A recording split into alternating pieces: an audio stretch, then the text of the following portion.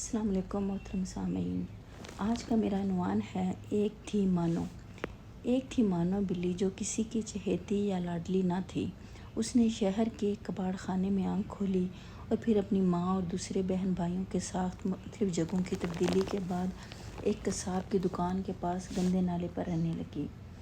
وہ ذرا بڑی ہوئی تو ایک دن اس کی بہن رانو بلی کو ایک بہت پیاری سی بچی ایک بڑی سی گاڑی میں بٹھا کر لے گئی اور اس کا بھائی شانو بلّا ایک خونخوار کتے کے ہاتھوں دنیا سے رخصت ہو گیا۔ وہ ذرا بڑی ہوئی تو اس کی ماں اسے چھوڑ کر چلی گئی۔ مانو بلی کئی بار اپنی ماں کے پاس گئی کہ شاید اسے پہچان لے، لیکن وہ اسے ہمیشہ اجنبی بن کر ملتی اور مار پیٹ کر بھگا دیتی۔ مانو بلی نے بھی آہستہ آہستہ اپنی ماں کو بھلا دیا اور یوں ہی گلیوں میں آوارہ پھرنے لگی۔ ایک دن اچانک اس نے اپنی بہن رانو بلی کو دیکھا جو ایک بہت بڑے سے لان میں گھاس پر بیٹھی دودھ پی رہی تھی۔ مانو بلی فوراً آگے بڑھی اور اسے پکارا، لیکن اس نے بھی اپنی بہن کو پہچاننے سے انکار کر دیا اور اسے اپنے گھر سے نکال دیا۔ مانو بلی کا دل ٹوٹ گیا۔ وہ باہر نکلی تو ایک نہایت گندے بچے نے نشانہ لے کر ایک پتھر اسے دے مارا۔ پتھر اس کی ٹانگ پر لگا اور وہ لنگڑا کر گر پڑی۔ بچے کے ساتھی اور اس کی سنہری کارنامے پر کہکے لگانے لگے۔ مانو بلی بڑی مشکل سے اٹھی اور اپنی زخمی ٹانگ کے ساتھ بھاگ کھڑی ہوئی کہ کہیں باقی بچے بھی پتھر لے کر اس پر اپنا نشانہ نہ آزمانے لگیں۔ اسے انسانوں پر غصہ آنے لگا کہ وہ کس دیدہ دلیری سے ہم جیسے معصوم جانوروں پر ظلم کرتے ہیں اور انہیں کوئی کچھ نہیں کہتا۔ وہ اپنی زخمی ٹانگ کے ساتھ ایک گھر میں داخل ہوئی تو وہاں ایک مہربان بچے سے اس کا واسطہ پڑا۔ بچے کو اس کی حالت پر بہت ترس آیا۔ کچھ دیر بعد وہ اس کے لیے ایک پیالے میں دودھ لے آیا۔ مانو بلی پہلے تو جھجکی، اسے بھوک بھی زوروں کی لگی ہوئی تھی۔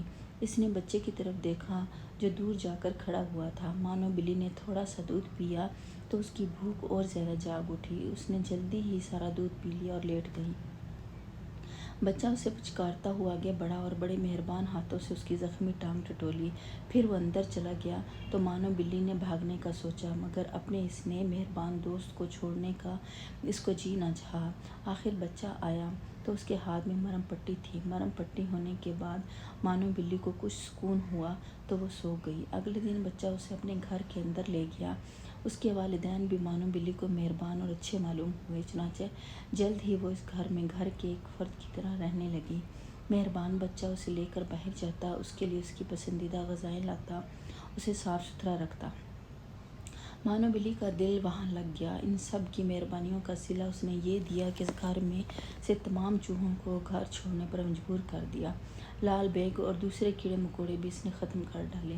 جب وہ آئی تھی چوہوں کی جان پر بنی ہوئی تھی، ان کا کوئی حربہ کامیاب نہ ہوتا۔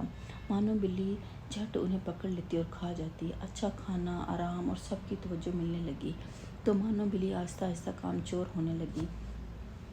کھا پی کر وہ سارا دن اور رات سوتی رہتی، اکثر چوری چھپے دودھ بھی پی لیتی، کبھی دوسری چیزیں بھی چپکے سے ہڑپ کر جاتی۔ زیادہ کھانے کی وجہ سے مانو بلی بہت موٹی ہو گئی، چلنا پھرنا اس کے لیے دوبھر ہو گیا۔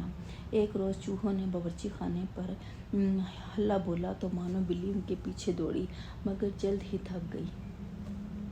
چوہے بھی مانو بلی کی کمزوری جان گئے تھے۔ وہ ہر روز ادھر ادھر پھرتی اور مانو بلی انہیں پکڑ نہ پاتی کیونکہ وہ بہت موٹی ہو گئی تھی۔ دوڑنے سے سانس پھول جاتا اور وہ تھک جاتی۔ ایک دن اس نے گھر والوں کو کہتے سنا کہ مانو بلی کو واپس چھوڑ دینا چاہیے کیونکہ یہ کسی کام کی نہیں رہی۔ اتنا سن کر اس کے ہوش اڑ گئے۔ اسے اپنی آوارہ گردی اور غریبی کے دن یاد آ گئے۔ اسے انسانوں کی خود غرضی پر غصہ آیا، لیکن قصور اس کا اپنا بھی تھا۔ چنانچہ اگلے دن سے اس نے زیادہ کھانا پینا چھوڑ دیا اور باقاعدگی سے روزانہ دوڑنا، بھاگنا، ورزش کرنا شروع کر دی۔ سستی کاہلی چھوڑ کر کام کو اپنا لیا اور پھر جلد ہی وہ دوبارہ چوہوں کے لیے خطرے کا نشان اور گھر والوں کی آنکھ کا تارا بن گئی۔ اللہ